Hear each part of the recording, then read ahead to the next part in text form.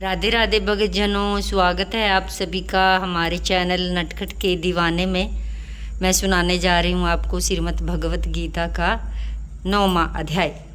श्री भगवान बोले, तुझे दोष दृष्टि रहित भक्त के लिए इस परम गोपनीय विज्ञान सहित ज्ञान को पुनः भली भांति कहूँगा, जिसको जानकर तू दुख रूप संसार से मुक्त हो जाएगा। यह विज्ञान सहित ज्ञान सब विद्याओं का राजा, सब गोपनीयों का राजा, अति पवित्र, अति उत्तम, प्रत्यक्ष फल वाला, धर्मयुक्त, साधन करने में बड़ा सुगम और अविनाशी है। हे परमतप, इस उपयुक्त धर्म से श्रद्धा रहित पुरुष को मुझको न प्राप्त होकर मृत्यु रूप संसार चक्र में भ्रमण करते रहते हैं। मुझ निराकार परमात्मा से यह सब जगत जल से बर्फ के सदृश परिपूर्ण है। सब भूत मेरे अंतर्गत संकल्प के आधार स्थित हैं, किंतु वास्तव में मैं उनमें स्थित नहीं हूँ। वे सब भूत मुझ में स्थित नहीं हैं, किंतु मेरी ईश्वरीय योग शक्ति देख के भूतों का धारण पोषण करने वाला, भूतों को उत्पन्न करने वाला मेरा आत्म वास्तव में भूतों में स्थित नहीं है। जैसे आकाश में उत्पन्न स्वत्र विचरने वाला महान वायु सदा आकाश में ही स्थित है, वैसे ही मेरे संकल्प द्वारा उत्पन्न होने से संपूर्ण भूत मुझ में स्थित हैं। ऐसा जान। हे अर्जुन, कल्पों के अंत में सब भूत मेरी प्रकृति को प्राप्त होते हैं, अर्थात प्रकृति में लीन होते हैं, और कल्पों के आदि में उनको मैं फिर रचता हूँ। अपनी प्रकृति को करके स्वभाव के बल से प्रतंत्र हुए संपूर्ण भूत समुदाय को बार बार उनके कर्मों के अनुसार रचता हूँ। हे अर्जुन, उन कर्मों में आसक्ति रहित और उदासन के सदृश स्थित मुझ परमात्मा को वे कर्म नहीं बांधते। हे अर्जुन, मुझ अधिष्ठता के सकाश से प्रकृति चराचर सहित सर्व जगत को रचती है। इस हेतु से यह संसार चक्र घूम रहा है। मेरे परम भाव ने जानने वाले मूढ़ लोग मनुष्य का शरीर धारण करने वाले मुझ संपूर्ण भूतों के महान ईश्वर को तुच्छ समझते हैं, अर्थात अपनी योग माया से संसार के उद्धार के लिए मनुष्य रूप में विचरते हुए मुझ परमेश्वर को साधारण मनुष्य मानते हैं। वे व्यर्थ आशा, व्यर्थ कर्म और व्यर्थ ज्ञान वाले विकसित चित्त अज्ञानी राक्षस, असुरी और मोहनी प्रकृति को धारण किए रहते हैं। परंतु हे कुंती पुत्र, दैवी प्रकृति के आश्रित महात्मा जन मुझको सब भूतों का सनातन कारण और नाश रहित अक्षर स्वरूप जानकर अनन्य मन से युक्त चित्त निरंतर भजते हैं। वे दृढ़ निश्चय वाले भक्तजन निरंतर मेरे नाम और गुणों का कीर्तन करते हुए तथा मेरी प्राप्ति के लिए यत्न करते हुए मुझको बारंबार प्रणाम करते हुए सदा मेरे ध्यान से युक्त होकर अनन्य प्रेम से मेरी उपासना करते हैं। दूसरे ज्ञान योगी मुझ निर्गुण निराकार ब्रह्मा का ज्ञान यज्ञ के द्वारा अभिन्न भाव से पूजन करते हुए भी मेरी उपासना करते हैं। दूसरे मनुष्य बहुत प्रकार से स्थित मुझ विराट स्वरूप परमेश्वर की पृथक भाव से उपासना करते हैं। कृतु मैं हूँ, यज्ञ मैं हूँ, स्वधा मैं हूँ, औषधि मैं हूँ, मंत्र मैं हूँ, घृत मैं हूँ, अग्नि मैं हूँ और हवन क्रिया में मैं ही हूँ। इस संपूर्ण जगत का दाता, धारण करने वाला एवं कर्मों के फलों को देने वाला, पिता माता पितामह, जानने योग्य पवित्र तथा ऋग्वेद सामवेद युजुर्वेद भी मैं ही हूँ।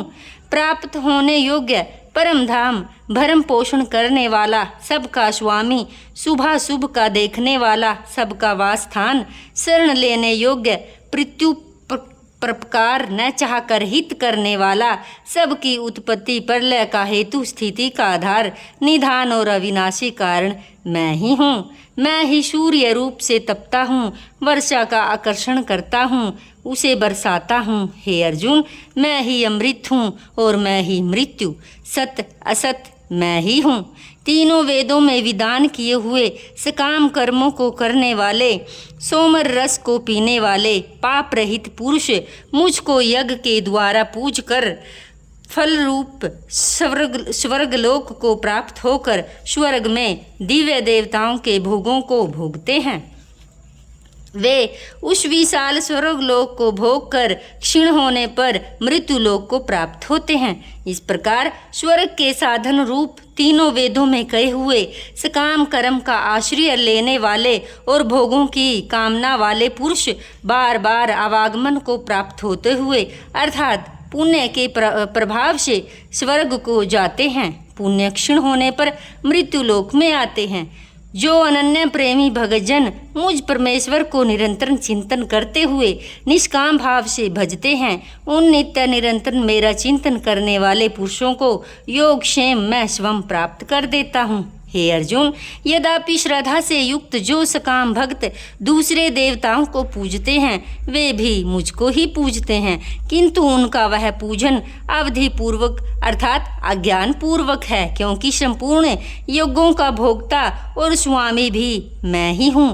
परंतु वे मुझ परमेश्वर को तत्व से नहीं जानते, इसी से गिरते हैं अर्थात पुनर्जन्म को ही प्राप्त होते हैं।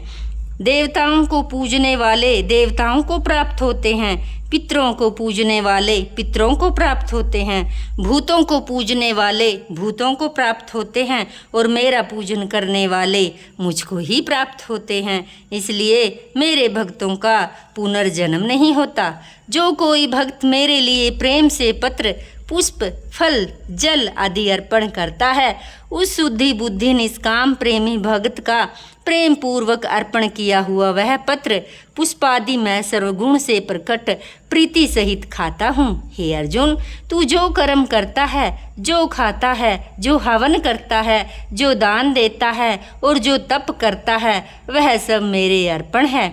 इस प्रकार जिसमें समस्त कर्म मुझ भगवान के अर्पण होते हैं, ऐसे संन्यास योग से युक्त चित्त वाला तो शुभाशुभ फल स्वरूप कर्म बंधन से मुक्त हो जाएगा और उनसे मुक्त होकर मुझको ही प्राप्त होगा। मैं सब भूतों में समभाव से व्यापक हूँ, न कोई मेरा अप्रिय है और न ही प्रिय। परंतु जो भक्त मुझको प्रेम से भजते हैं वे मुझ में और मैं भी उनमें प्रत्यक्ष प्रकट हूँ।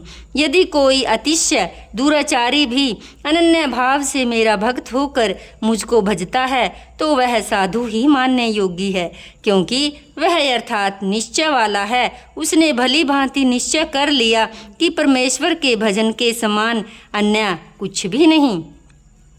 वह शीघ्र ही धर्मात्मा हो जाता है और सदा रहने वाली परम शांति को प्राप्त होता है। हे अर्जुन, तू निश्चय पूर्वक सत्य जान के मेरा भक्त नष्ट नहीं होता। हे अर्जुन, स्त्री वैश्य शूद्र और पाप योनि चंडाल आदि जो कोई भी हो वो मेरे शरण होकर परम गति को ही प्राप्त होते हैं। फिर इसमें कहना ही क्या। जो पुण्यशील ब्राह्मण तथा राजसी भगतजन मेरी शरण होकर परम गति को प्राप्त होते हैं, इसलिए तू सुख रहित और क्षण भंगुर इस मनुष्य शरीर को प्राप्त होकर निरंतर मेरा ही भजन कर। मुझ में मनन वाला मेरा भक्त बन जा, मेरा पूजन करने वाला हो मुझको प्रणाम कर। इस प्रकार आत्मा को मुझ में नियुक्त करके मेरे प्रयाण होकर तू मुझको ही प्राप्त होगा। तो भगतजनों, ये था हमारा आज का 9वां अध्याय। आप सभी को अगर अच्छा लगा हो तो वीडियो को शेयर ज़रूर करें और अगर हमारे चैनल पर नए हो तो हमारे चैनल को सब्सक्राइब ज़रूर करें। तो आप सभी का बहुत बहुत धन्यवाद हमें इतना प्यार देने के लिए और श्रीमद् भगवत गीता का पाठ सुनने के लिए। तो जाने से पहले मैं आपसे कहूँगी कि ये देखो, आज मैंने अपने नटखट का मेकअप किया है। कैसा लगा आप सभी को कमेंट बॉक्स में ज़रूर बताएं। और ये हैं हमारे छोटू से कान्हा जी, ये मेरे जेठानी के कान्हा जी हैं, 4 नंबर के लल्ला। और इनका भी मैंने, जैसी मैं अधम पापी हूँ, इन हाथों से जैसा भी मुझसे श्री जी ने करवाया मैंने इन दोनों का मेकअप किया। तो मुझे तो भाई बहुत ज़्यादा प्यारे लग रहे हैं। आप सभी को जन्माष्टमी की बहुत बहुत ढेर सारी शुभकामनाएं। राधा रानी और कन्हैया लाल की आप सभी पर कृपा बनी रहे। मिलते हैं अगली वीडियो के साथ। जय श्री राधे, राधे राधे, हरि बोल।